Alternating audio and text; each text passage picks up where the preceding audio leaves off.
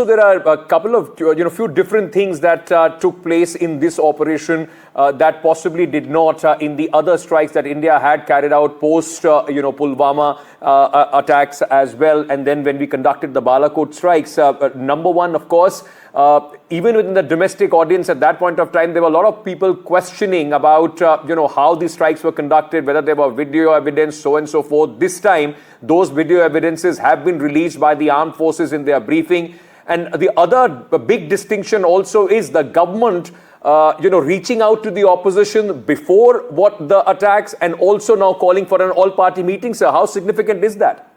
I think that's a very, very good message. Honestly, I'm very much in favor of the government trying to take the entire nation along with it. This is a national issue. It's not about any particular party, whether in power or in the opposition.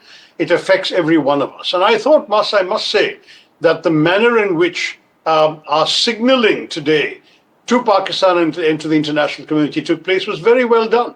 The briefing this morning, for example, conducted by the Foreign Secretary, who was himself a Kashmiri Pandit, flanked by two women officers, which was a wonderful gesture, one of whom was a Muslim, to demonstrate this is not a Hindu-Muslim issue, as some Pakistanis are trying to portray. General Munir talks about the impossibility of Hindus and Muslims living together.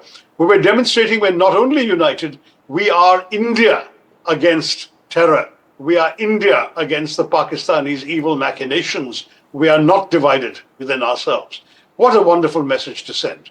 I'm proud of that. Dr. Tharoor, just taking that thought ahead, what Ankit has just spoken about in terms of video evidence, all the significance of each and every target, the 9 targets which have been destroyed by India, and the point that has been explained in details of how it was struck. The video evidence, do you think it actually silences all the critics and those who questioned whether there were attacks carried out, in fact, strikes carried out by India post-Uri and post-Pulwama? I mean, silencing critics, and so I don't think we have too many critics at the moment at home.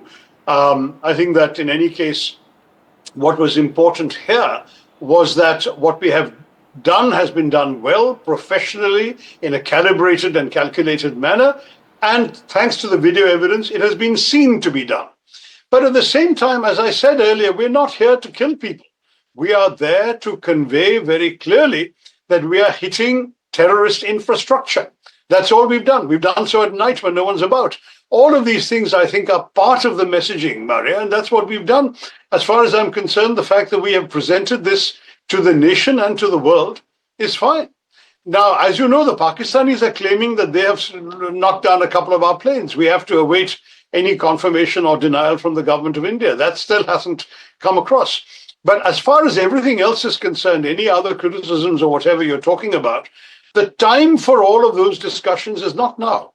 Whatever accountability, whatever inquiry the government needs to do in its own interest, it will do, it should do. But right now, we should all stand behind our armed forces. That's very simply the message of every party, every patriotic Indian today.